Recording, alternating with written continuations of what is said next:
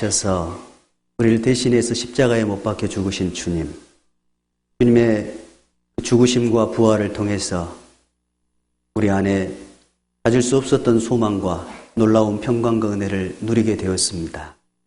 주님, 우리 안에 찾아와 주시고 우리를 구원해 주시고 우리 안에 놀라운 확신으로 성령께서 인쳐주신 그 은혜 생각할 때마다 감사를 드리고 여호와께서 우리에게 허락하신 그 모든 은혜를 무엇으로 보답할까 하는 새로운 소원이 우리 마음속에 들어와 있습니다. 이 세상의 염려나 또 이 세상의 많은 유혹들로 인해서 그 마음이 식어져 있지 않는지 살펴주시고 하나님을 향한 온전한 마음을 품고 주님을 사랑하는 그 사랑으로 살아갈 수 있도록 하나님 인도해 주옵소서. 우리에게 베풀어 놓으신 그 많은 은혜를 깨닫고 누리게 하시고 그 모든 영광을 하나님께 돌리며 살아갈 수 있도록 도와주시고 이 마지막 때에 우리에게 맡겨놓으신 그 복음 전도의 사명을 다 하다가 주님 만나서 칭찬과 영광 가운데 설 수 있도록 우리 광명교회 자매님들 각 사람을 붙잡아 주시기를 간절히 부탁을 드립니다. 광명교회 식구들 담임 목사님을 중심으로 해서 더욱 견고히 교회를 세워주시고 하나님 앞에 정말 영광스럽게 세워질 수 있도록 하나님 도와주옵소서. 오늘도 이 시간 함께 한 자리 하나님 앞과 그리스도 예수 안에 모였습니다. 이번 한 주간 동안 우리가 기도 가운데 전도하는 그 일을 행하고 있는 가운데서도 또한 우리의 삶에 하나님 앞에 온전한 태도를 살펴보기 위해서 함께 모였습니다. 필요한 것들로 채워주시고 각 사람에게 교훈해 주시기를 또한 부탁을 드리겠습니다. 오늘 교제의 시종 온전히 주 성령께만 의지합니다. 저희를 언제나 사랑하시는 주 예수님의 이름으로 감사하며 기도 올렸습니다. 아멘. 예, 같이 누가복음 12장 보시겠습니다.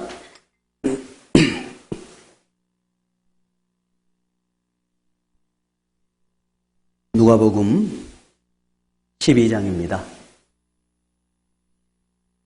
40절부터 43절까지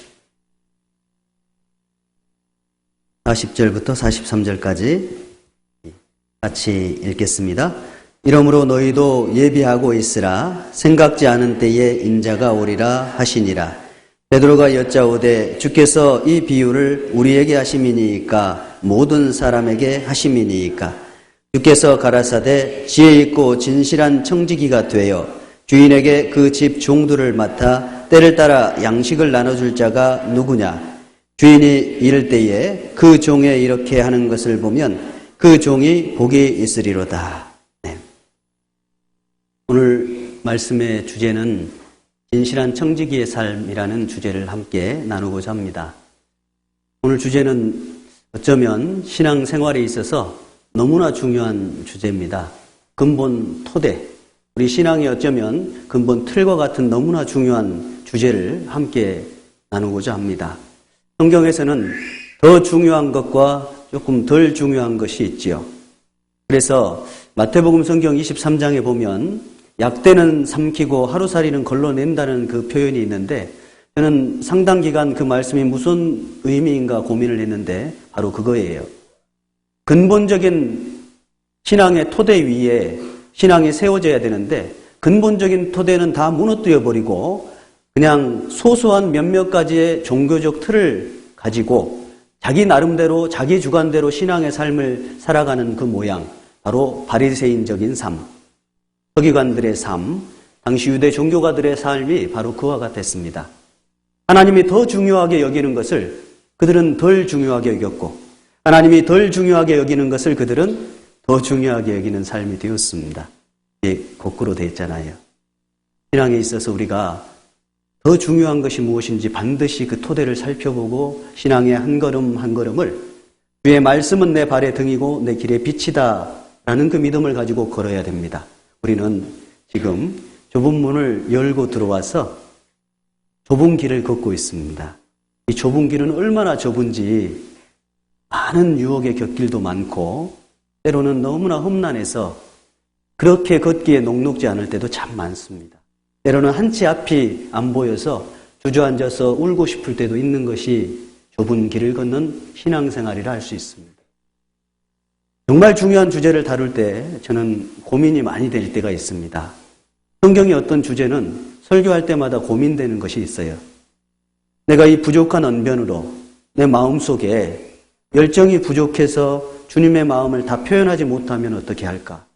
우리 형제자매님들이 이 말씀을 통해서 하나님께서 우리에게 원하시는 그 선하신 섭리와 뜻을 발견했으면 좋겠는데 그 표현이 어눌해가지고 혹시 놓쳐버리면 어떻나 하는 고민이 될 때가 참 많아요. 그런 주제 중에 하나가 바로 오늘 우리가 함께 살펴보고자 하는 청지기의 삶이라는 주제입니다. 너무나 중요한 주제예요. 신앙의 토대이고 근본입니다. 신앙생활은요, 단지 도덕률을 세우는 종교생활이 아닙니다. 대부분의 사람은 신앙생활을 할 때 어떤 여타의 몇몇 가지 종류의 틀을 가지고 신앙생활을 하는 경우가 참 많습니다.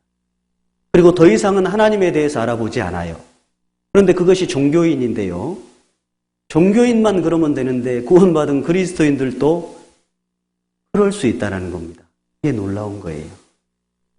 종교인은 사실 단지 몇몇 가지 자기가 정해놓은 종교적 틀을 가지고 살아갑니다. 제가 신앙생활 하면서 처음에 구원받고 잠깐 동안 교제생활, 교회생활을 하지 않을 때가 있었습니다. 처음에 구원받고. 그런데 그때 제 안에 들어오신 성령이 저는 그게 뭔지 몰랐어요. 그런데 제 마음속에 자꾸 충동질하는 것이 있었습니다. 이런 것 저런 것은 하지 말아야 돼. 그리고 자꾸 양심의 가책을 느끼게 했던 경험이 있습니다. 그런데 더 이상 하나님을 알지 않고 교제 생활을 하지 않으니까 거기에 딱 매여가지고 그렇게만 하면은 하나님 앞에 큰 벌을 안 받을 것 같고 그냥 그렇게 사는 것이 내 삶의 중심이 되어버렸어요. 정말 어리석은 겁니다.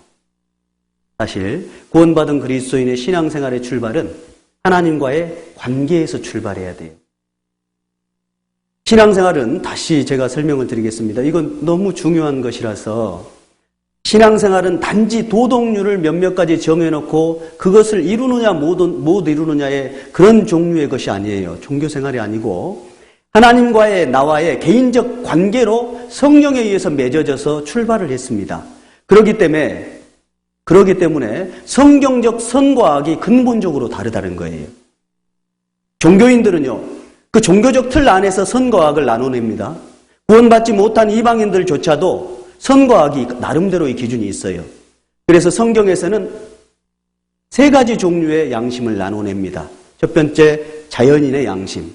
두 번째, 종교인 양심. 세 번째, 선한 양심입니다. 자연인 양심이라는 것은 구원받지 못한 또 종교도 없는 일반적인 사람이 그냥 태어나서 기본적으로 갖고 살아가는 삶의 태도예요. 유교적 환경 속에서 살아왔으면 그것에서 의해서 배워진 그 태도 있잖아요. 사람의 마땅한 도리를 하면서 살아가는 것. 그렇죠? 사람이라면 이렇게 살아야 되지 않겠냐. 그런 도리적인 사람. 그게 자연인 양심이에요. 그걸 못했을 때 양심에 찔려요. 그걸 했을 때 만족감을 누리고. 그것보다 한 차원 더 높은 것이 종교인의 양심입니다. 그건 뭐냐? 어떤 사람이 나름 삶에 있어서 종교라는 것이 필요하다고 느끼고 어떤 종교를 선택했을 때 그 종교에서 요구하는 어떤 기준율이라는 게 있습니다. 불교나 이슬람이나 어떤 종교든지 잠깐만요. 죄송합니다. 그 종교인의 양심이 있어요. 그래서 그 종교에서 요구하는 어떤 기준에 도달하지 못하면 양심의 가책을 느껴야 느낍니다. 굉장히 괴로워해요. 그러나 그 종교에서 요구되는 행위를 했을 때는 어떤 감정을 느낄까요? 만족감을 굉장히 많이 느껴요. 근데 왜곡된 종교가들 보면요. 정말 얼토당토 않는 짓을 하면서 그것이 본인이 양심의 가책도 조금도 느끼지 않으면서 잘하고 있다고 착각하는 경우가 있어요. 바로 지금 이슈화되고 있는 이슬람. 폭탄 들고 뛰어들잖아요. 그들에게 있어서는 그것이 최고의 선입니다. 알라를 위한 최선의 길이지요. 그 종교인의 양심이에요. 그런데 구원받은 그리스도인은 그런 종류의 것이 아니에요. 교회를 내가 다니기 시작한 때부터 성경에서 말하는 몇몇 가지의 율법을 내가 행하고 지키고 도덕적인 사람이 돼 있다고 해서 그것으로 만족하면서 살아간다면 그것은 약대는 삼키고 하루살이만 걸러내는 사람이라고 할 수 있어요. 성경에서 말하는 것은 선한 양심입니다. 우리 안에 구원받을 때 들어와 버린 거 있잖아요. 그것이 우리 안에 작동해서 우리를 하나님의 사람으로 살아가도록 만듭니다. 베드로전서 3장입니다. 줄 끼워 놓으시고 베드로전서 3장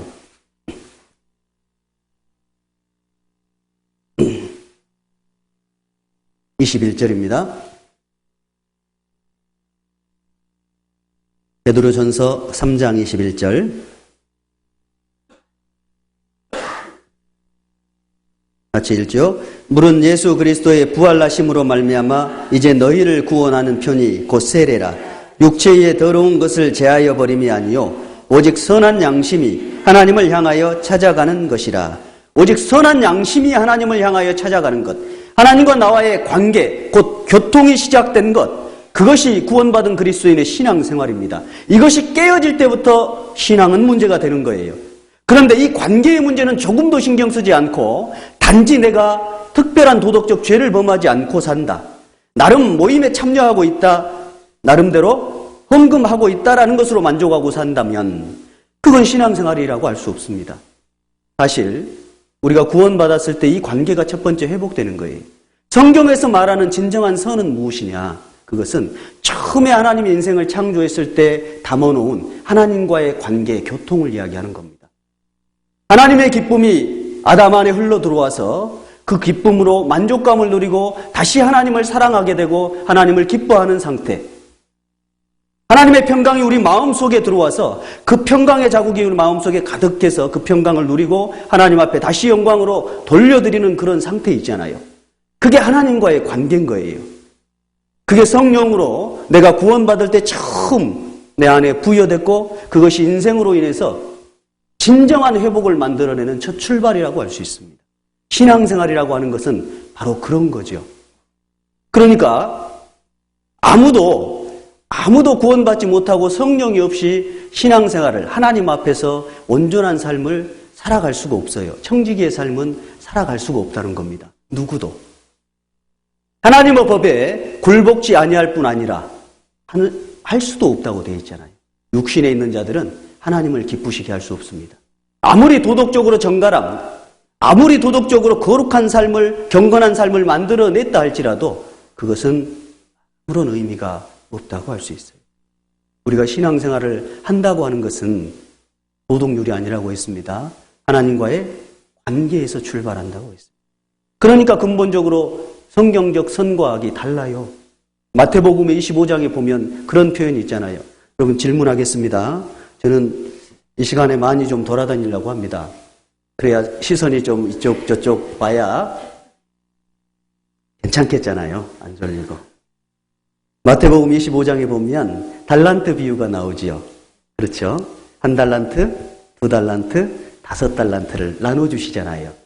누가 주셨어요? 주인이 주셨어요. 그거 가지고 남긴 거 가지고 칭찬하고 책망하잖아요. 그렇죠? 네, 그러면서 뭐라고 얘기하냐면 1달란트 받은 사람에게 이렇게 책망합니다. 악하고 게으른 종아. 성경적으로 악하고 성경적으로 게으른 종. 바로 그겁니다.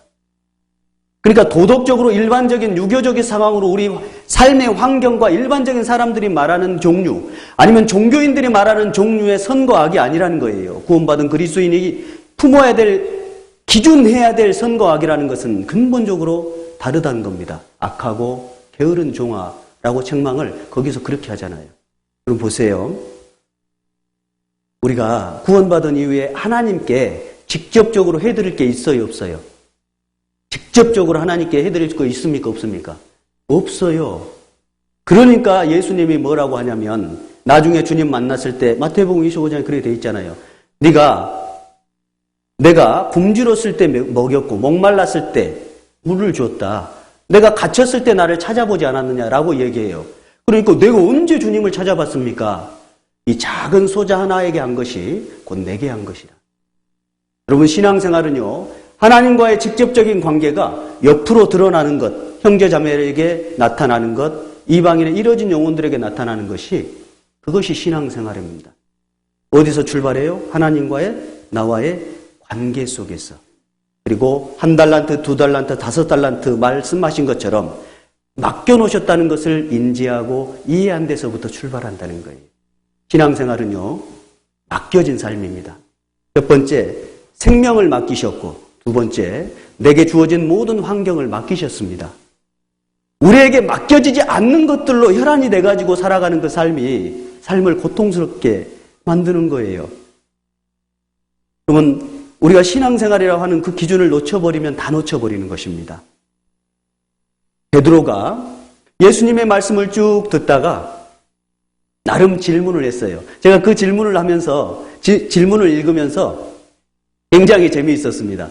어쩌면 지금 우리 그리스도인하고 비슷한 질문을 저렇게 했을까? 어떤 질문이냐면 바로 이런 질문입니다. 누가복음 본문 넘겨보겠습니다. 12장.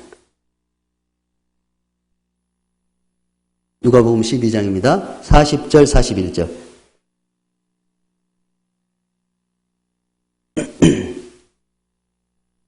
40절, 41절입니다. 40절부터 같이 읽겠습니다. 이러므로 너희도 예비하고 있으라. 생각지 않은 때에 인자가 오리라 하시니라. 베드로가 여짜오되 주께서 이 비유를 우리에게 하심이니까 모든 사람에게 하심이니까.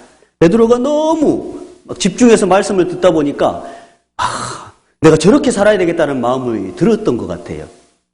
그래서 이제 인자가 다시 올 때에 이렇게 표현하시면서 말씀하시니까 그래요 주님, 그러면 지금 하신 이 비유의 모든 말씀이 우리에게 하신 거예요? 아니면 모든 사람에게 하신 거예요? 우리는 말씀 읽다가 이런 그 의문을 던질 때가 있잖아요. 이거 구원받은 사람에게 한 말인가? 아니면 이방인에게 한 말인가? 이런 거 잘 나누죠. 그런 생각이 나서 굉장히 많이 웃음이 났습니다. 근데 이 미련한 베드로의 질문, 사실 이 질문은요, 우문이에요. 왜냐하면 자기중심적 질문이거든요. 이 우문에 현답을 주님은 하십니다. 뭐라고 하시느냐면 42절에 이렇게 하시죠. 같이 읽겠습니다. 주께서 가라사대 지혜 있고 진실한 청지기가 되어 주인에게 그 집 종들을 맡아 때를 따라 양식을 나눠줄 자가 누구냐? 자, 만약에 이 베드로의 질문이 정상적 질문이고 예수님이 그거에 대한 답변을 간단하게 할 것 같으면 이렇게 답변하셔야 돼요. 이 얘기는 바로 너희들에게 한 말이야 라고 얘기하시든지 또는 뭐라고 하시면 좋겠어요? 모든 사람에게 하는 말이야 이렇게 얘기해 주면 좋잖아요. 근데 그렇게 얘기하지 않으세요. 아주 현답을 하십니다. 이 말씀이 오늘 우리에게도 정확하게 해당되는 거예요. 그 누구에게도 아니고 이 사람에게 해당된다. 지혜 있고 진실한 청지기가 된 사람. 첫 번째는 지혜 있고 진실한 청지기가 되어야 된다라고 얘기해요. 그 사람에게 해당되는 말씀이 바로 마지막 때 인자가 올 때에 복받을 사람에 대한 말씀이다라고 이야기하십니다. 여러분, 청지기가 되지 않으면 누구에게도 해당 사항이 없다는 거예요. 청지기가 된다는 것은 바로 먼저는 거듭나야 돼요. 다시 말하면 하나님과 온전한 관계가 맺어지지 않으면 근본적으로 맡은 자가 아니란 뜻입니다. 그러니까 해당 사항이 없다예요. 이게 첫 번째 현답의 내용이고 되어라고 하는 단어에다 표시해 놓으세요. 읽을 때마다 항상 기억하십시오. 진실한 지혜 있고 진실한 청지기가 되어라고 되어 있죠. 이 되어라는 단어의 첫 번째 의미는 거듭나야 된다는 얘기예요. 두 번째는 뭐냐면 그런 마음으로 매일매일의 삶 속에서 인정해야 된다는 뜻입니다. 우리는 사실 우리 스스로가 주인 될 때가 너무나 많습니다. 내가 주인 되어서 살 때가 너무나 많아요. 성경적 악은 바로 거기서 나눠지는 거예요. 나는 청지기냐 아니면 주인이냐예요. 그럼 청지기가 뭐예요? 주인의 것을 맡아서 관리하고 다시 그것을 가지고 충분히 남겨서 주인께 돌려드리는 것이 청지기입니다. 주님은 그 청지기가 되기를 원하신다라는 거예요. 이해되시잖아요. 구약 성경에 드러나 있는 아주 아름다운 청지기의 삶을 살았던 사람들이 있잖아요. 그 중에 요셉 같은 사람 있죠. 이방 땅에 내려가가지고 인간적으로 보면 정말 속상하고 억울한 환경 속에서 기꺼이 자기의 삶을 현실로 받아들이고 정말 충성되이 그 누구도 원망하지 않고 청지기의 삶을 살아내잖아요. 그래서 인정받고 축복받았던 사람. 이 요셉입니다. 또 다니엘 같은 사람 있잖아요. 이방 땅에 끌려갔어요, 포로로. 얼마나 속상하고 억울한 상황입니까? 굉장히 똑똑하고 잘난 사람이거든요. 그런데 포로 잡혀간 사람이 되었는데 거기서도 왕들을 섬기는데 정말 충성되게 아주 잘 섬겼습니다. 그래서 인정받았던 사람이 바로 다니엘이죠. 청직이라고 하는 것은 바로 이와 같은 모양을 이야기하는 거예요. 마찬가지입니다. 그 두 사람의 공통점은 무엇일까? 하나님을 믿고 그 은혜로 인해서 지혜를 가지고 섬겼던 사람들이라고 할 수 있습니다. 그게 바로 지혜 있고 진실한 청직이라는 뜻이지요. 나는 지금 현재의 삶을 어떻게 살아갈 것인가? 이 시간 주님이 이제 우리에게 피곤해 보이니까 물어보시는 것 같아요. 엄청 피곤하니까 이제 주님이 이 시간 우리에게 다 그렇게 질문을 하시는 겁니다. 자, 지혜 있고 진실한 청지기가 되어서 그 집종들을 맡아서 때를 따라서 양식을 나눠줄 자가 누구냐라고 이렇게 우리에게 물어보면 자매님들 뭐라고 답변하실 것 같아요? 뭐라고 해야 돼요? 네, 저예요, 저. 우리 그런 마음 있잖아요. 솔직히 있잖아요. 그렇게 제가 이제 여기서 있잖아요. 지금 그렇게 사냐 이거 이제 그거 아니고 이제 그거 아닙니다. 마음만은 이제 마음을 그냥 물어보는 거예요. 다시. 자, 지혜 있고 진실한 청지기가 되어서 때를 따라 그 집 종을 맡아서 때를 따라 양식을 나눠줄 자가 누구냐 물으면 뭐라고 할 거예요? 네, 저예요.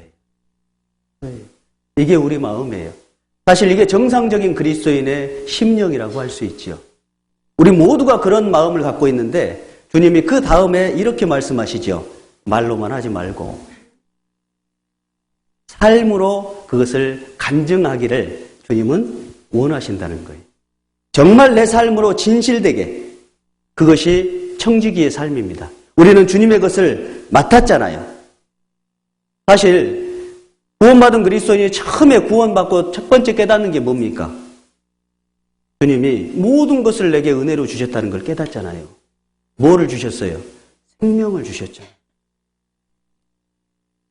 자신의 목숨을 드렸잖아요. 아들을 아끼지 아니하고 내어주신 이가 모든 것을 우리에게 은사로 주시지 않겠느냐라고 얘기했죠. 그러니까 첫 번째 주신 것은 아들을 주셨어요. 생명을. 그 다음에 필요한 모든 것을 우리에게 또 은사로 주셨습니다. 형님들, 우리가 잘 생각해 보면요. 구원받은 사람의 신앙생활은 그 받은 것을 남기는 것이 신앙생활이에요. 그러니까 무엇을 받았는지를 깨닫는 것이 진짜 지혜로운 청직이라고 할 수 있습니다. 그리고 그것을 깨달은 다음에 삶으로 실제 반응한 것이 진실한 거예요. 어떤 사람이 지혜로운 사람인가? 내게 무엇을 맡겼는지를 발견하는 사람이 지혜로운 사람. 어떤 사람이 진실한 청지기인가? 그것을 깨닫고 그것을 최선을 다해서 성실하게 남겨드리는 사람이 진실한 사람이라고 성경은 이야기하고 있습니다.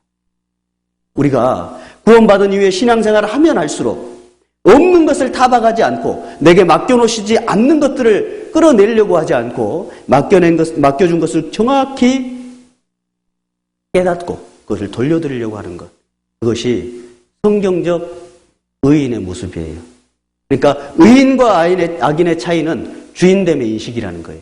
누가 주인이냐. 여러분, 내 삶의 주인은 누구예요?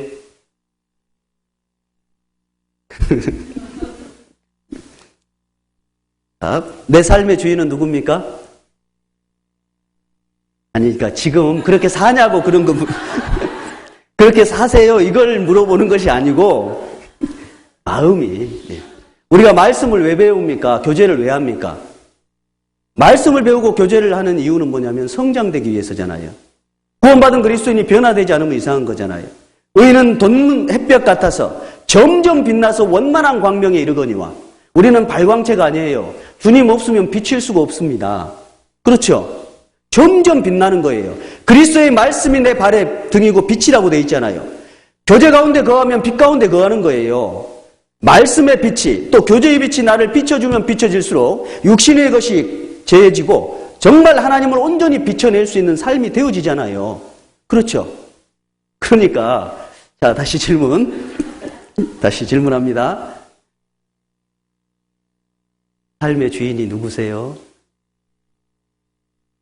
목소리가 너무 작아요. 다시.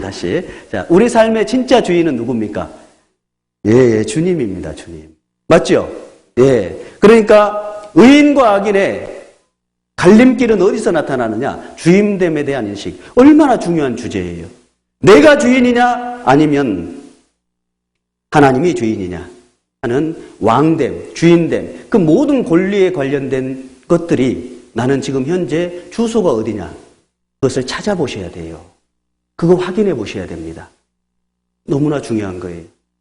이 주인됨, 왕됨, 이 권리를 언제 빼앗아 버렸느냐? 창세기에 처음에 빼앗았습니다. 창세기 넘겨보겠습니다. 창세기 2장입니다. 창세기 2장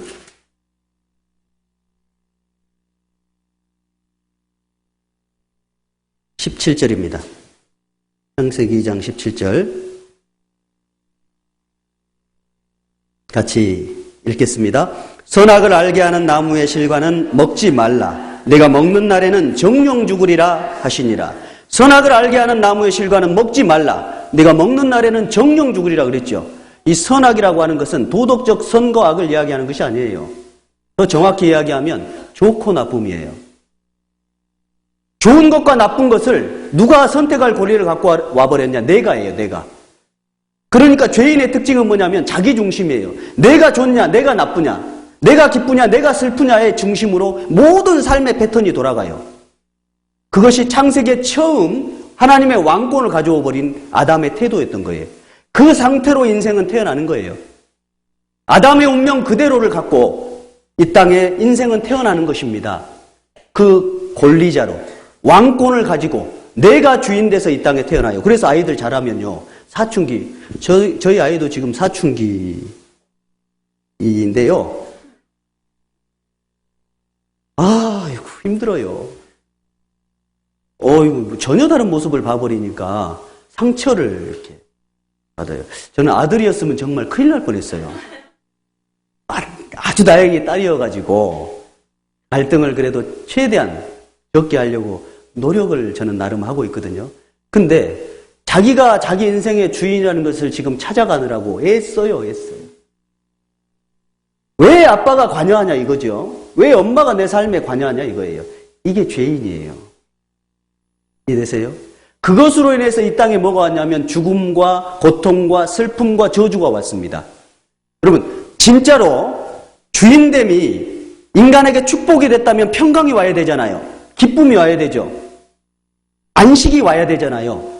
그런데 그것을 가져와 버리는 순간 모든 것이 깨져 버린 거예요. 왜냐하면 내가 주인이니까 내 삶을 누가 책임져야 돼요? 내가 책임져야 되거든요. 기쁨의 근원이고 행복의 근원이고 평강의 근원이고 생명의 근원이신 하나님을 저버리고 그 모든 주권과 주권을 내가 가져와 버렸으니 얼마나 삶이 버겁고 힘들겠어요. 신앙생활도 마찬가지입니다. 처음에 구원받고 깨달았을 때 마음의 평강이 있으셨어요? 없으셨어요? 있었잖아요. 기쁨은요? 있었어요. 행복은요? 너무 행복했죠. 그런데 늘 유지되던가요? 그러면 그 원인은 도대체 무엇일까? 바로 이겁니다. 주인됨.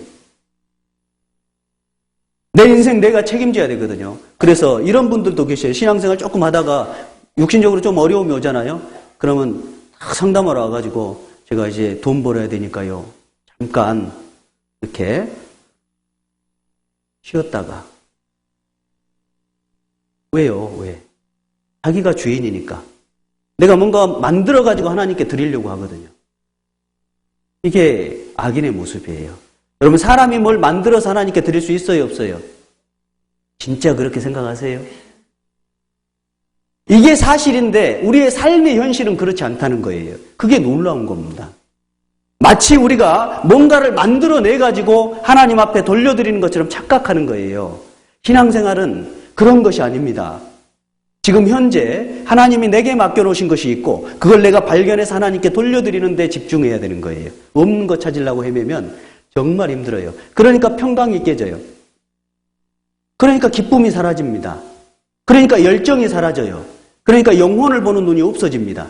그러므로 죄가 들어오는 거예요. 그러잖아요. 전에는 안 그랬는데 내 삶에 신앙생활이 죽어버리는 겁니다. 왜 그렇게 뜨뜻미지근하게 살까요, 우리가? 구원받았는데 왜 그렇게 신앙이 짐이 돼 있을까요? 한 짐 졌어요, 한 짐이 져. 신앙생활을요, 한 짐 진 거예요. 교제에 나가는 것도 지금 모임도 많아요, 또. 한 달 스케줄 보면은 집회는 또 왜 이렇게 많은지. 어느 순간부터 이 봉사 맨날 불러가지고 봉사를 하는 것 같고 너무나 스케줄이 빡빡해. 그러니까는 신앙생활이라는 것이 교회 생활이라는 이름으로 하나 딱 덩그러니 붙어가지고 한 진보따리. 여러분, 신앙생활은 짐이 아니에요. 우리의 삶의 근본 토대입니다. 그 위에 가정도 있고 이웃도 있고 교회 생활도 있는 거예요. 신앙은 단순한 의미의 짐, 보따리가 결코 아니라는 거예요. 뭔가 착각한 거예요. 왜냐? 주인됨을 놓쳐버렸거든요. 이게 너무나 중요한, 하나님이 우리에게 말씀하시고자 하는 너무나 중요한 메시지예요. 성경적 악의는 주인됨을 뺏어가는 것입니다. 우리 창세기 31장을 넘겨보겠습니다. 라반이 했던 말입니다. 야곱의 삼촌 라반인데 라반이 했던 말을 한번 보세요. 31장 43절.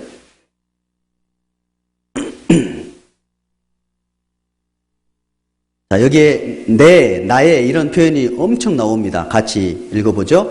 라반이 야곱에게 대답하여 가로되 딸들은 내 딸이요 자식들은 내 자식이요 양떼는 나의 양떼요 네가 보는 것은 다 내 것이라 내가 오늘날 내 딸들과 그 낳은 자식들에게 어찌할 수 있으랴. 이 짧은 한 구절이에요. 내가 나의. 꽉 찼죠? 이게 악인이에요. 누가 주인이에요, 이 사람은? 자기가 주인이에요, 자기가 주인. 세상 사람들 한번 이야기하는 거 보세요. 정말 악한 사람, 그것은요, 도덕적 선함과 악함, 그것은 수준 낮은 거예요. 어디서 악함은 출발하냐면 자기 중심에서 출발해요. 그래서요, 인간이 지나치게 자기 중심이 되면요, 정말 애매모호한 상황이 오면 자기 가족까지 버립니다. 자식도 버리잖아요. 그게 악인이에요. 죄의 모든 파생은 바로 거기서부터 출발해요. 그게 창세기의 주인됨을, 왕됨을 뺏어온 그 시작이 거기입니다. 지금도 여전히 똑같은 거예요. 그 싸움입니다. 신앙생활도 그 싸움이에요. 왜 야곱이 그렇게 힘들게 훈련받은 줄 아세요? 이게 야가 빠졌거든요. 아주 자기중심적이었어요. 34장 야곱의 고백도 한번 보겠습니다. 34장 30절입니다. 34장 30절. 여기도 나 이거 봐보세요. 몇 번이나 나오는지. 세보니까 7번인 것 같아요. 같이 한번 읽어보죠. 야곱이 시몬과 레이에게 이르되 너희가 내게 화를 끼쳐 나로 이 땅 사람 곧 가나안 족속 브리스 족속에게 냄새를 내게 하였도다. 나는 수가 적으니 그들이 모여 나를 치고 나를 죽이리니 그리하면 나와 내 집이 멸망하리라. 많죠. 내가 나의. 왜 야곱이 이렇게 훈련받았냐? 고생고생 훈련받은 이유는 뭐예요? 주인됨의 인식 때문에 그래요. 이 야곱의 가치관을 한번 봐보세요. 인생의 패턴 전부가 자기 중심이에요. 그러니까 훈련을 엄청 받은 겁니다. 우리가 구원받은 이후에 무엇 때문에 대체적으로 훈련받게 되냐면 바로 청직이라는 것을 놓쳐버리고 주인됨에 대한 의식이 상실되어지기 때문에 그렇습니다. 하나님은 그걸 훈련시키기를 원하세요. 그리고 하나님의 사람으로 온전케 하기를 원하십니다. 때로는 하나님은 우리의 것을 가져가기도 하세요. 때로는 줘보기도 하십니다. 제가 어제 어느 집사님하고 저녁에 말씀이 끝난 다음에 교제하는데 집사님께서 이런저런 이야기하다가 인생이 참 희한해요. 그래서 왜요? 그랬더니 이래요. 손가락으로 이렇대요. 올라갔다가 내려갔다가. 그래서 왜 그래요? 그랬더니 하나님이 그렇게 하시는 것 같아요. 그랬더니 하나님이 그렇게 하십니다. 주기도 하시고 취해 가시기도 하세요. 저도 개인적으로는 구원받은 이후에 정말 어려운 시기가 있었습니다. 물질적으로요, 경제적으로. 제가 구원받고 나서 결혼을 이렇게 하고 이제 자매와 같이 이렇게 신앙생활을 하는 가운데서 제 실수긴 해요. 그런데 어쨌든 경제적인 문제가 아주 심각하게 왔습니다. 이 교회를 갔는데요. 교회 그때 당시에 이제 교회 식사를 교회는 공짜로 누리면 안 되잖아요. 나는 가난해도 교회는 부유해야 되잖아요. 그렇죠? 그런데 그런 걸 늘 신앙생활 하면서 이제 배워왔잖아요. 근데 이제 교회 이제 식사, 점심 식사할 때 이렇게 돈 내고 하잖아요. 저는 그거 당연하다고 생각합니다. 왜냐하면 그것이 교회 중심으로 살아가는 삶의 태도이기 때문에 그렇죠. 그래서 이제 그때 이제 밥값이 1,000원이었어요. 1,000원. 밥 1,000원인데 교회 왔는데 밥값이 없어요. 돈 안 갖고 와서 없는 게 아니고 돈이 없어서 못 갖고 왔어요. 근데 나는 항상 돈 있는 줄 알고 그냥 왔는데 없어요. 그런데 제가 창피해서 형제님들에게 저 식사 좀 사주세요. 저 지금은 이제 그런 얘기 합니다. 저도 10,000원 있거든요. 사준다고 하면 사주세요. 이렇게 얘기합니다. 근데 없을 때는요. 자매님들, 내게 진짜 돈이 없잖아요. 그러면 말이 안 나와요. 그리고 자존심이 엄청 상합니다. 그거 경험해 보셨죠? 그러면 이제 상담실 가가지고 가만히 앉아 있어요. 점심시간 끝날 때까지. 그리고 이제 가면은 누가 밥 먹었냐고 물어볼까봐 신경 엄청 쓰입니다. 거짓말하기도 애매하고.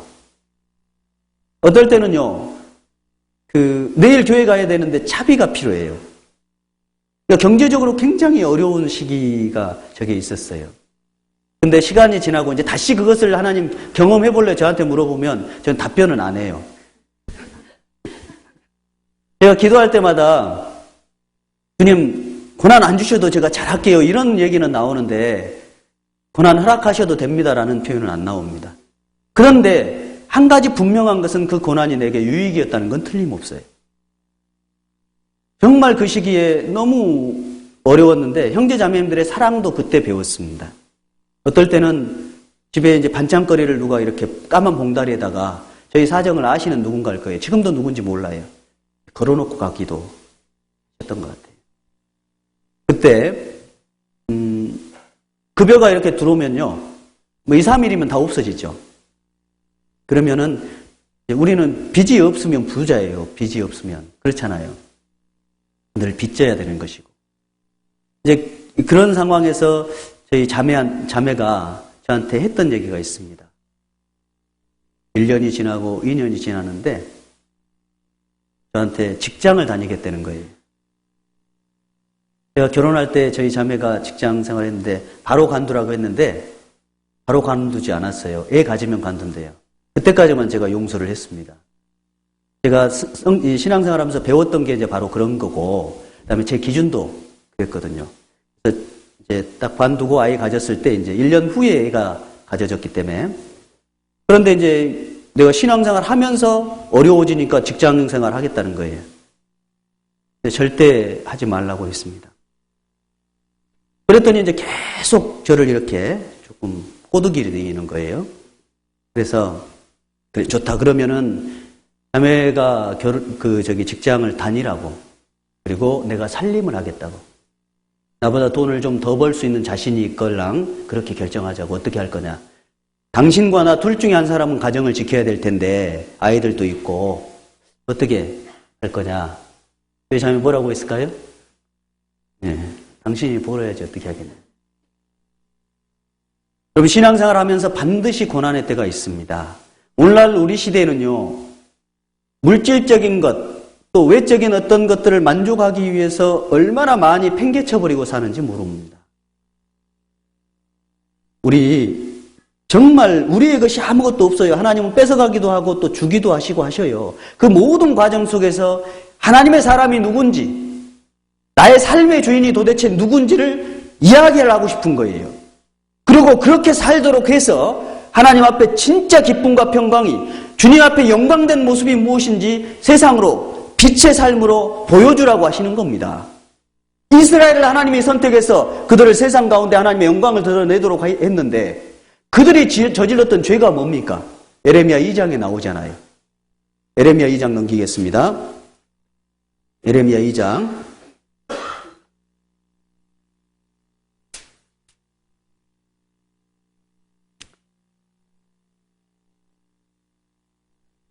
12절 13절입니다. 예레미야 2장 12절 13절.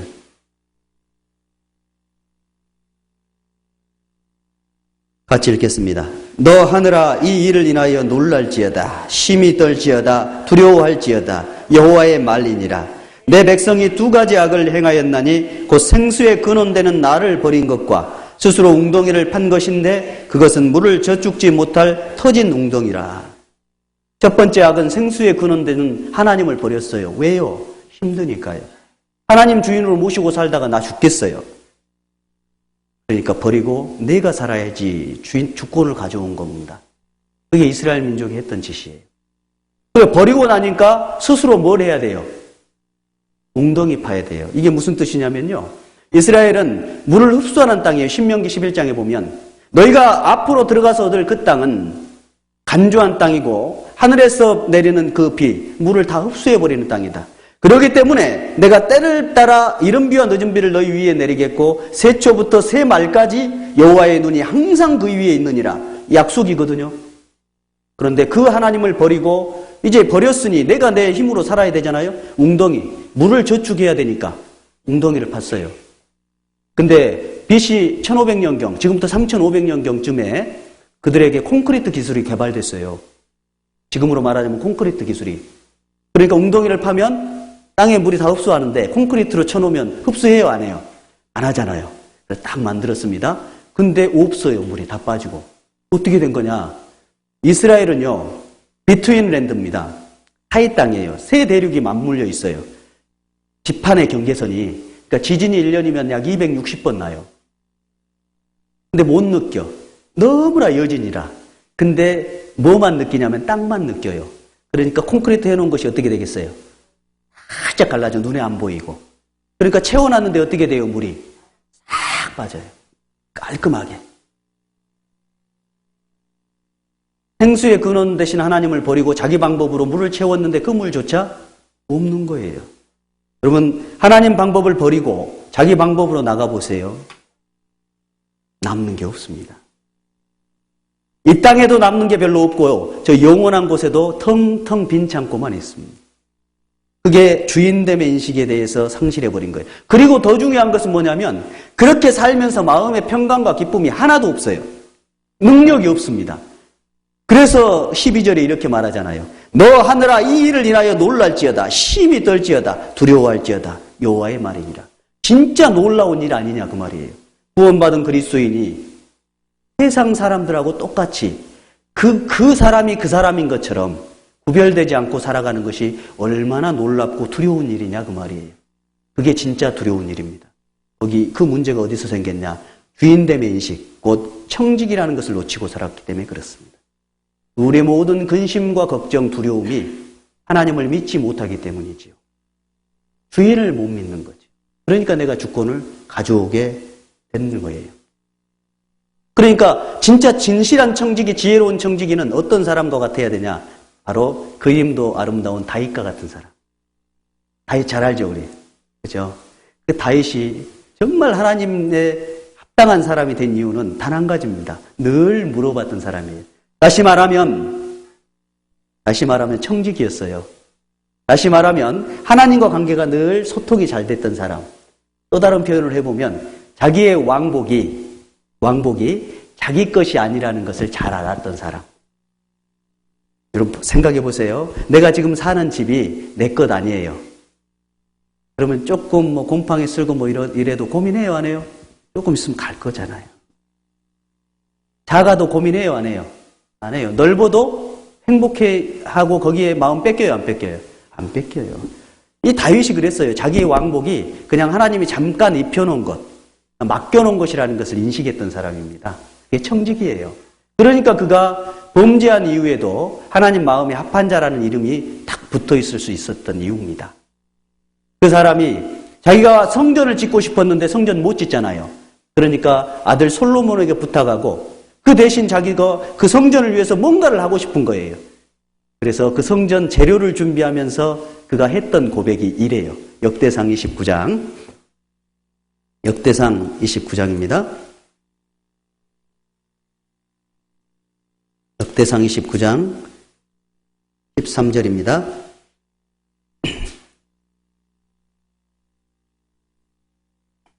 역대상 29장 13절, 14절 같이 읽겠습니다. 우리 하나님이여 이제 우리가 주의 감사하오며 주의 영화로운 이름을 찬양하나이다. 나와 나의 백성이 무엇이간데 이처럼 즐거운 마음으로 드릴 힘이 있었나이까. 모든 것이 주께로 말미암아 싸우니 우리가 주의 손에서 받은 것으로 주께 드렸을 뿐이니이다. 이게 청지기예요. 모든 것이 주께로 말미암아 싸우니 우리가 주의 손에서 받은 것으로 주님께 드렸을 뿐이니이다. 여기에는 아무런 근심도 고민도 갈등도 없어요. 그렇죠? 이게 청지기예요. 이게. 그리고 주께 너무 감사하는 거예요. 내가 이렇게 할 수 있다는 것 자체가 또 다른 하나님의 은혜라는 것을 다윗은 마음속 깊이 갖고 있었다는 거예요. 자매님들 고개 한번 들어보세요. 고개 한번 들어보세요. 자, 여러분 살고 계신 집 누구 거예요? 집 누구 겁니까? 네? 아니 이제 그러니까 이거 질문할 때마다 고민하게 간단하게 생각하세요. 자, 집 누구 거예요? 네, 주님 거잖아요. 그러니까 너무 넓은 집 얻으려고 하지 마세요. 주님이 준 거 그냥 누리세요. 고민하고 염려하지 마세요. 집 비싼 거 사가지고 넓은 집 얻어가지고 교제해야 된다고 넓은 집. 소용없어요. 1년이면 교제 몇 번 하겠어요? 솔직히. 그러잖아요. 그리고 집 넓어서 개방하는 게 아니에요. 마음 넓어서 개방하는 겁니다. 집 아무리 좁아도 마음 100평이면 집 13평이어도 개방합니다. 집 100평이어도 마음 13평이면 개방 못해요. 좁아가지고. 우리가 생각을 바꿔야 되는 거예요. 집 누구 거예요?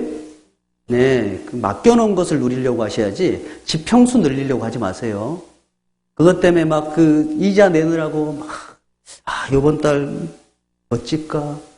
전도할 생각을 못 해요. 그러잖아요.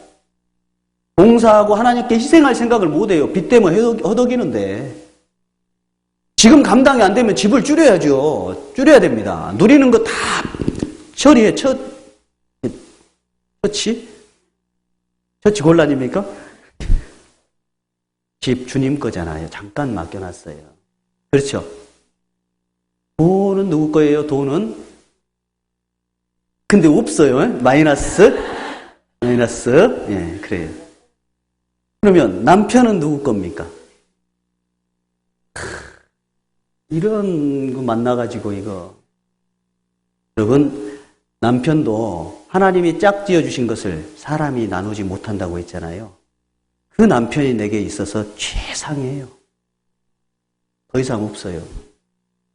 그러니 이제 이걸 바꾸려고 하니까 얼마나 힘들겠어요. 남편 바꿔버리려고만. 솔직히 한번 생각해 보세요. 자기 자신을 한번 생각해 보세요. 나 바뀌어요, 안 바뀌어요? 그러면서 왜 남은 바꾸려고 하냐고. 그러잖아요. 하나님 보실 때 나 징그럽게 안 바뀌잖아요. 그런데 왜 남편이 안 바뀐다고 거기다 대고 때려보면서 인간이 왜 그러냐고 하고 이런 마음이 왜? 청지기가 안 돼 있으니까 그래요. 하나님이 맡겨놓으셨는데. 자식은 누구 걸까요? 자식 누구 거예요? 주님 맡겨놓으신 거예요. 저도 이 갈등 때문에요. 내가 청직이 되었다는 걸 잊어버리고 내 자식, 제가 목사잖아요. 남들 보기에 전도인 목사 딸 잘 키웠다고 그런 소리도 듣고 싶은 거예요. 누구 때문에? 제가 그런 소리를 듣고 싶은 거예요. 공부도 그냥 1등 하는 거 원하지 않아요. 그래도 조금은 대학 갈 정도는 그냥 큰 거 원하지 않습니다. 인천에 있는 정도, 인하대 정도만 들어가도 제가 서울대 요구하지 않아요. 그런데 그 기준이 누구 거냐고. 누구 거? 내 거잖아요. 내가 원하는 모양의 자식을 그려놓고 그 안에다가 그 자식을 집어넣으려고 하니 이게 안 들어가면 잘라내야 되잖아요. 이거를. 그러잖아요. 그러니까 고통스러운 거예요. 자식도 누구 거예요? 주님 거라고요, 주님 거. 재능은요? 재능은 누구 거? 우리 있는 재능. 그러니까 재능 가지고 다른 거 하려고 하지 마셔요. 참 제가 재밌는 사실은 뭐냐면 자매님들이 갖고 있는 재능 가지고요. 세상에서 돈 벌려는데 사용하면서 주님이 이걸 주셔가지고 나한테 돈 벌라고 했대요. 할 말도 없고 참 어려워요, 그때는. 그러시라고. 그게 성경적 악인 거예요. 다른 게 아니에요. 자기 욕심 채우려고 하면서 주님 주신 것을 이용해가지고 하나님 뜻이라고 딱 갖다 붙여놓고 게임을 끝내잖아요. 더 이상 누구도 말 못하게 만들잖아요. 그러니 이게 얼마나 어려운 일입니까? 그게 악이에요. 이 모든 것이 주님께로부터 왔다는 것을 우리 인식하고 살아야 돼요. 이 세상에 두 나라가 있는 거 아셔요? 하나는 마귀의 세상, 하나님의 나라예요. 두 나라죠. 그게 문화로 딱 나눠지는데 헬레니즘과 헤브라이즘입니다. 헬레니즘은요, 그리스 철학이잖아요. 이게 인본주의 인간 중심이에요. 거기서 뭐가 나왔냐면 바로 올림픽이 나왔어요. 여러분 올림픽 있을 때 나갔다가 선수들 이렇게 귀국할 때 환영받는 선수는 딱 한 사람이에요. 금메달만. 동메달, 은메달은요, 죄송합니다 예요. 뭐가 죄송해 있는 거죠? 선수들 메달 못 땄어도요, 죽도록 고생했습니다. 그런데 인정 못 받잖아요. 욕만 먹잖아요.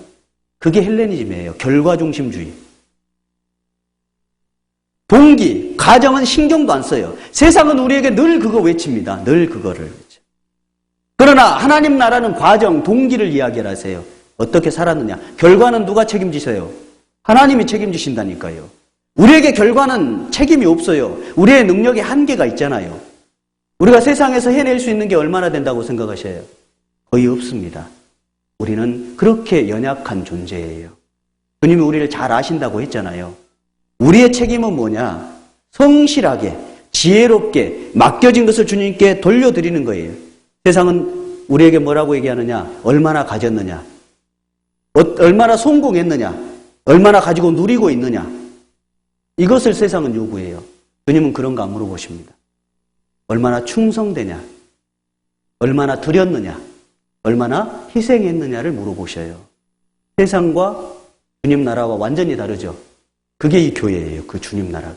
여러분 자매님들 교제할 때 간증의 내용도 바로 그래야 되는 거예요. 우리가 그 주님의 나라에 속해서 주님 중심, 주인됨을 인식하고 살아가면요. 우리의 간증이 바뀌어요. 주님이라는 이름을 붙였다고 해서 그게 진짜 간증이냐? 그렇지 않습니다. 주님을 인정하는 청지기의 삶을 살아가고 있을 때 진짜 간증이 온전하게 들리는 거예요. 그게 감동인 거예요. 그리고 세상에서는 그런 간증 못 들어봐요. 내게 아픔이 있고 버림이 있고 깨어짐이 있고 희생이 있는데 그것으로 인해서 감사하고 하나님 앞에 영광 돌릴 수 있는 그런 교제는요. 세상에서 못 들어봅니다. 그러잖아요. 내가 얻을 수 있는 것마저도 기꺼이 포기해내면서 감사하고 기뻐하는 것 있죠. 그것이 신앙생활이고 간증입니다. 우리의 방향은 똑같이 수고를 하더라도 어느 곳을 향했느냐, 무엇을 향하느냐, 어떤 수고가 되느냐 이것이 가장 중요한 거예요. 자매님들 보세요.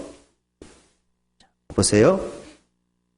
그러니까 우리가 세상에 속해서 살 때도 구원받지 못했을 때도 고생했어요, 안 했어요? 근심은요? 염려는요? 다 했어요. 그랬죠? 근데 구원받은 이후에 고생하나요, 안 하나요? 예, 염려는요? 근심은요? 그런데 세상에 속했을 때는 나 때문에 못 얻어서 못 누려서 고민하고 고생하고 근심하고 염려했잖아요. 그런데 주님 안에서의 염려와 근심은 성경적으로 염려하고 근심하라고 돼 있어요. 근데 바울은요. 내가 모든 고생은 다 차치하고 제쳐놓고도 내가 내 교회를 위해서 하나님의 교회를 위해서 염려하고 근심하는 것이 내 마음속에 가득하다. 그 바울이 받았던 스트레스입니다. 그것이 그에게 상급이에요. 우리의 근심, 수고, 염려, 고민, 고통이 무엇을 향해 있느냐예요. 그게 청지기예요. 자기 것 챙기려고 하는 것이 청지기가 아니잖아요. 주인 것을 더 못 남겨서 주인 것을 더 많이 못 드려서 때를 따라 양식을 제때제때 나눠줘야 되는데 그거 못해서 고민하고 근심하고 염려하는 것. 그게 상급이고 축복이에요. 이게 달라요, 이게. 이해되시죠? 그게 바로 고린도전서입니다. 고린도전서 3장. 고린도전서 3장.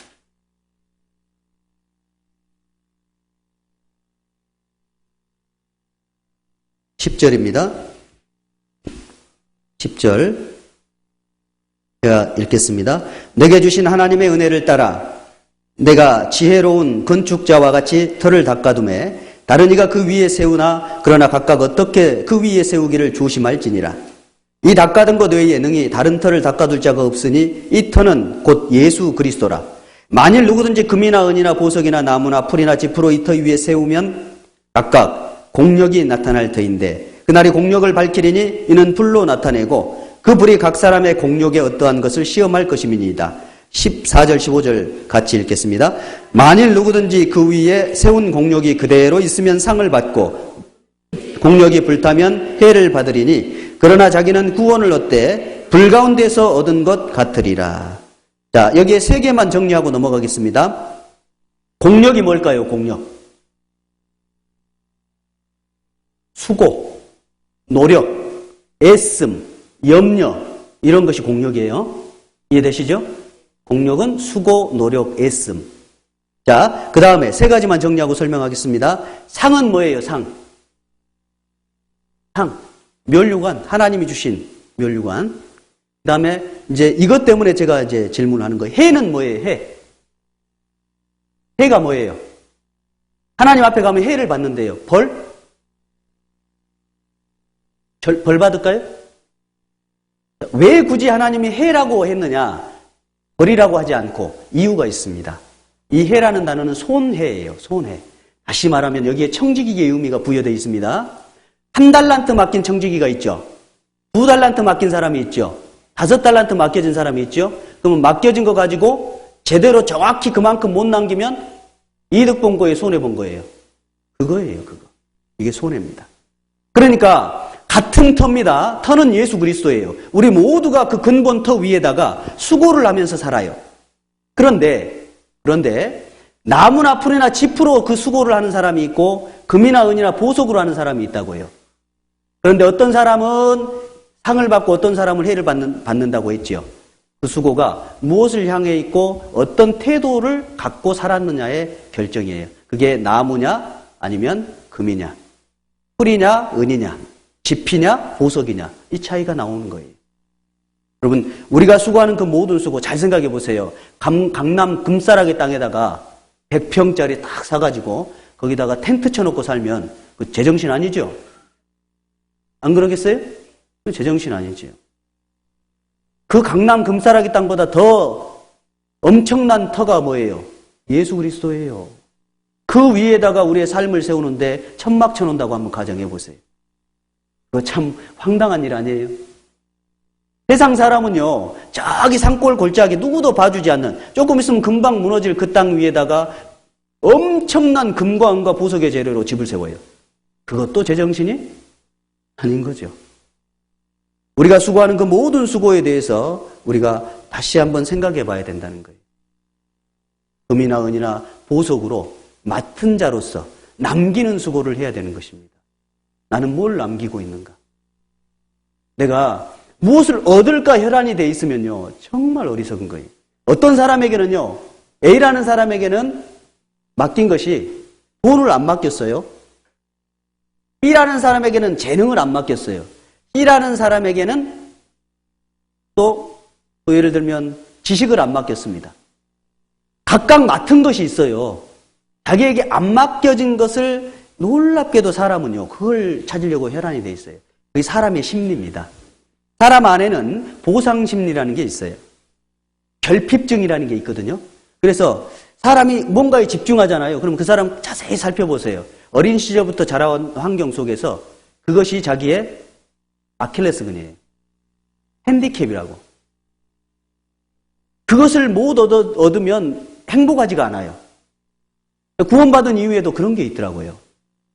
그게 얻어야 행복한 줄 알아요? 아닙니다. 그게 내게 필요치 않기 때문에 하나님이 허락지 않으신 거예요. 그 결핍 때문에 그 사람이 구원받아서 이 자리에 있는 거예요. 근데 왜 없는 것을 찾으려고 혈안이 돼가지고 헤매고 다니는가? 그게 나무와 풀과 지피입니다. 쓸데없는 수고를 한 거잖아요. 그렇죠? 지금 뭐 얻고 싶으세요? 네? 뭐 갖고 싶으세요? 질문을 한번 해볼까? 그러면 우리가 마음속으로 한번 답변해 보세요. 지금 뭘 그렇게 얻고 싶으세요? 뭘 누리고 싶으세요? 무슨 문제를 해결하고 싶으세요? 하나님이 우리 다 알까요? 모를까요? 다 아세요. 다 아십니다. 내가 그럴지라도 주님과의 관계를 깨뜨리지 않고 주님만 사랑하고 의지하고 기다리겠느냐예요. 내가 이 상황이 있을지라도 진짜 하나님만 사랑하고 의지할 거냐. 그래서 잠깐 얻어가시는 수가 있다니까요.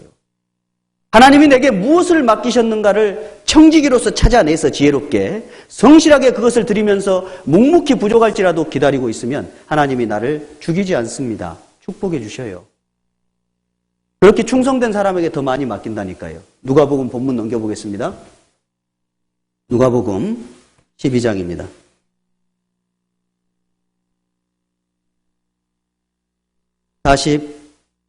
47절 8절입니다.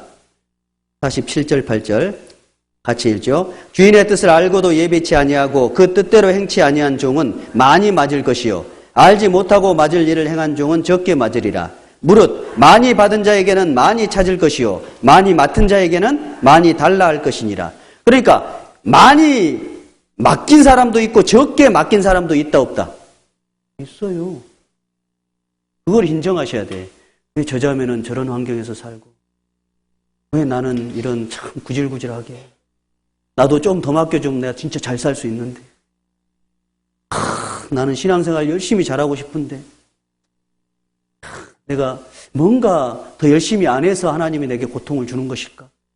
어떤 분은 고난 속에 있으면요 내가 무슨 죄가 있어서 그런가? 여러분 아니에요. 아닙니다. 욥이 간증하잖아요. 주신 자도 여호와시고 취하신 자도 여호와시니 내가 적신으로 나왔은즉 그 나온 대로 돌아갈 것이라. 여러분 우리가 삶의 현실 속에서 자꾸 엉뚱한 것을 허락되지 않는 그것을 취하려고 하다 보니까 고민과 근심과 쓸데없는 걱정을 하고 바로 신앙생활이 슬픔으로 고통으로 연민으로 어려움으로 계속 치닫는 거예요. 그러니까 평강이 깨지고 기쁨과 소망이 사라져버리는 겁니다. 그러니까 너무 무기력한 거예요. 믿음, 소망, 또 사랑 이 세 가지는 어떻게 있다? 항상 있을 것인데 여러분 그것이 우리의 삶을 붙잡는 토대예요. 보이지 않는 것들 그 능력이 우리의 삶을 진짜 힘있고 능력있게 만들어내는 거예요. 그리고 그것이 우리의 삶을 정말 가치있고 남도록 만들어내는 겁니다. 그렇게 충성되게 살잖아요. 그러면 하나님이 진짜 진실되게 사는 그 사람에게 필요한 게 있으면 또 맡기십니다. 우리 자매님들 한번 주변에 한번 서로 이렇게 얼굴 한번 이렇게 봐보세요. 아름답죠? 예. 어떤 사람이 가장 아름답냐면요. 그 현실의 삶 속에서 묵묵히 주님 앞에 순종해 가면서 웃으면서 기쁨으로 살아가는 그 능력만큼 아름다운 게 없습니다. 그게 진짜 아름다운 사람이에요. 하나님 보실 때도 아름답고 하나님의 심령을 가진 구원받은 그리스도인이 볼 때도 아름다워요. 그게 최고의 기쁨이자 평강이 되는 것입니다. 그리고 더 필요한 게 있으면 또 맡길 거예요. 44절 같이 읽겠습니다. 내가 참으로 너희에게 이르노니 주인이 그 모든 소유를 저에게 맡기리라. 맡긴다고 했잖아요. 여러분 같으면 성실하게 일하는 사람에게 더 맡기겠어요?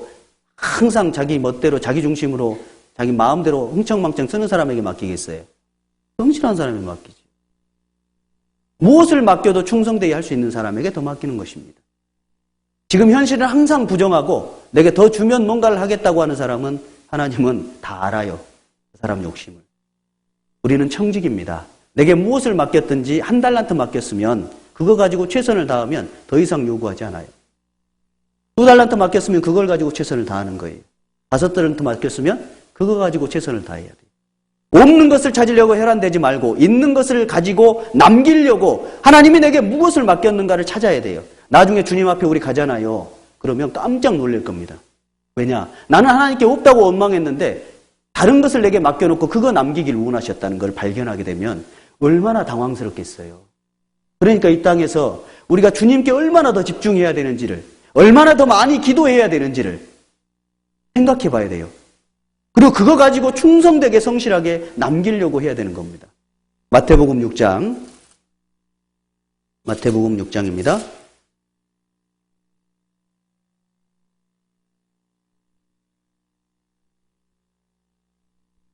20절, 21절입니다.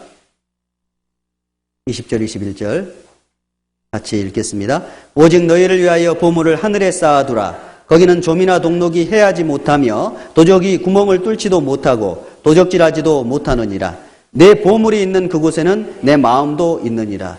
네 보물이 있는 곳에 내 마음도 있다고 되어 있죠. 거기에 집중하면서 살아가는 사람, 그것이 그리스도인이에요. 그게 청직입니다. 그리고 우리 보물은 하늘에 쌓여 있어야 되는 거예요.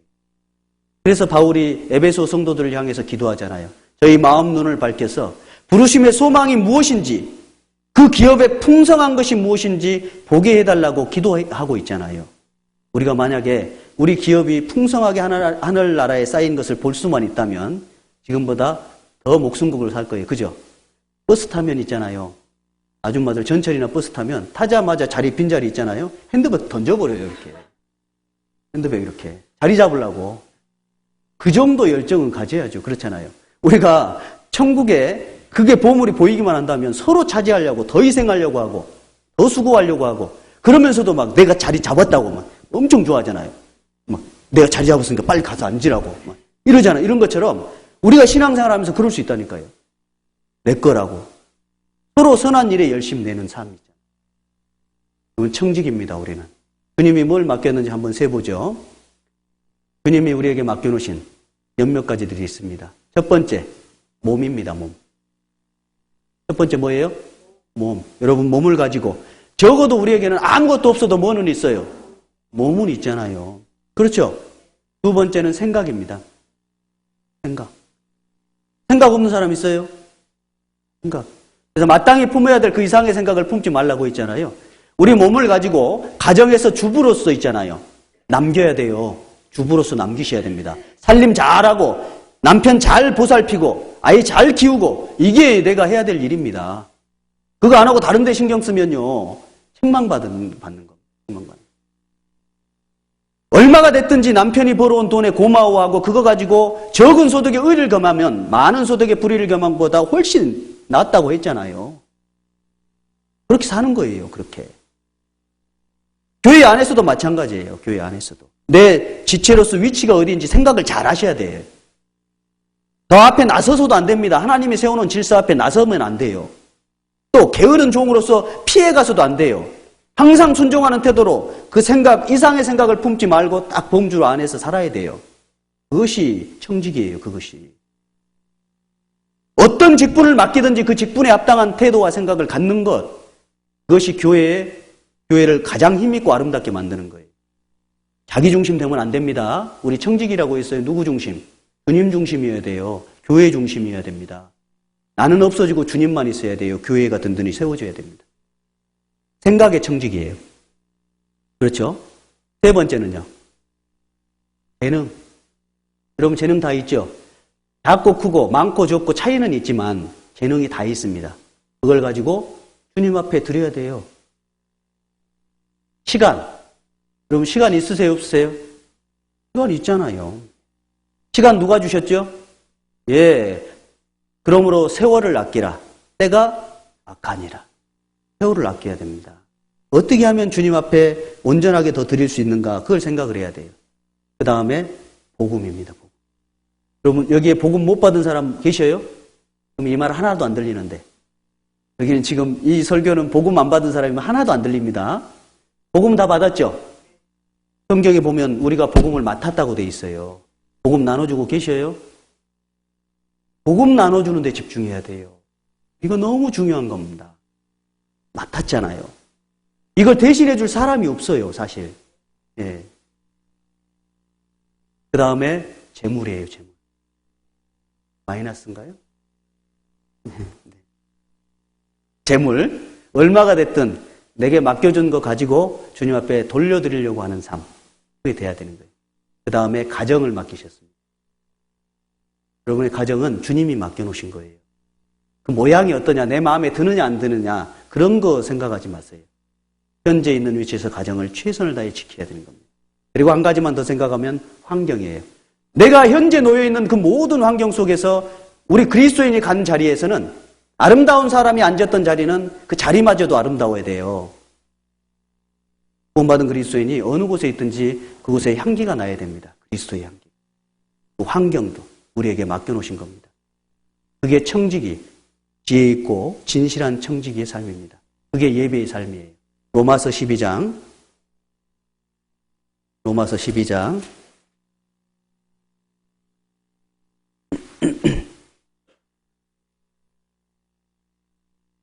1절입니다.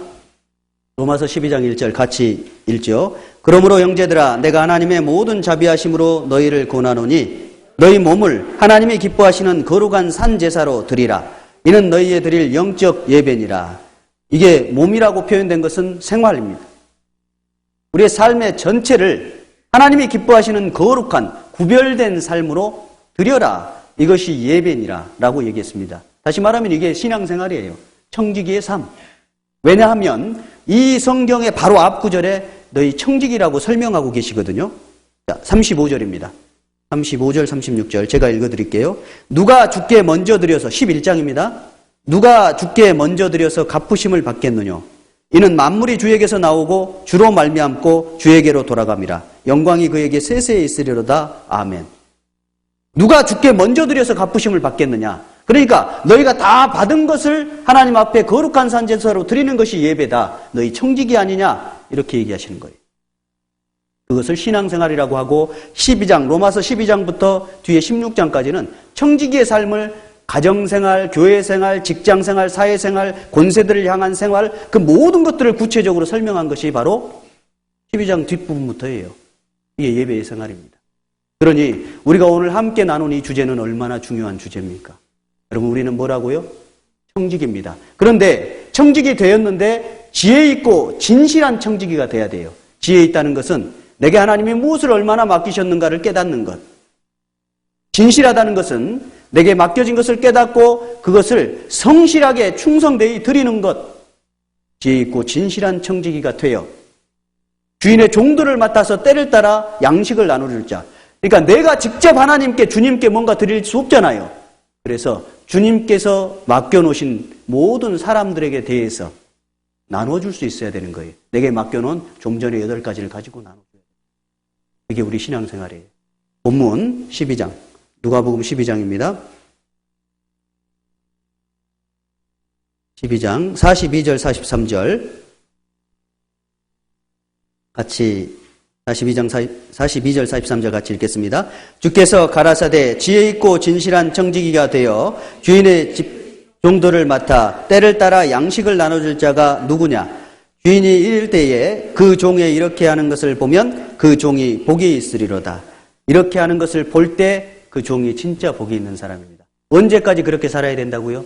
주인이 이를 때까지. 그때까지 우리는 잠깐 오면 주님이 오십니다.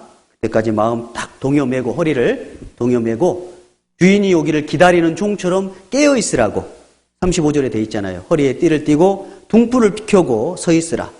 너희는 마치 그 주인이 혼인집에서 돌아와 문을 두드리면 곧 열어주려고 기다리는 사람과 같이 되어라라고 요구하십니다. 이게 지혜 있고 진실한 청지기 본문이 그것을 우리에게 전달하고자 자세하게 기록해놨다고 생각합니다.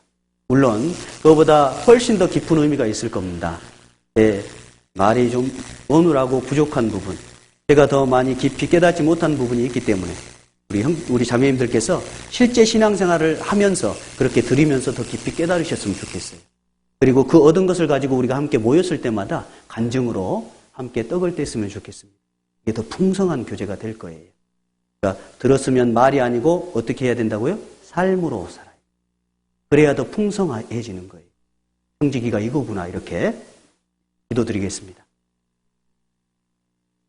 거룩하신 우리 아버지 하나님 감사합니다. 우리를 사랑하시고 건져주시고 영원한 소망 주셔서 감사를 드립니다. 우리의 모든 삶이 주님 맡겨놓으신 것들을 가지고 다시 남겨서 주님 앞에 돌려드리는 귀한 청지기의 삶, 지혜 있고 진실한 청지기의 삶이 되어지기를 간절히 소망합니다. 이 광명교회 자매님들 더욱더 그리스도 안에서 온전케 해주시고 참으로 예배드리는 삶이 되어질 수 있도록 도와주시고 하나님과 관계가 더욱 깊이 관계돼서 정말 온전한 사람으로 회복되어져서 주님 앞에 영광되는 삶이 되게 도와주옵소서. 이번 한 주간 동안 하나님의 말씀이 선포됩니다. 말씀을 대언하는 자의 입술도 주관해 주시며 듣는 모든 분들 마음도 주장해 주셔서 참으로 하나님께서 원하시는 결실이 맺어질 수 있도록 하나님 도와주옵소서. 저희를 언제나 사랑하시는 주 예수님의 이름으로 감사합니다.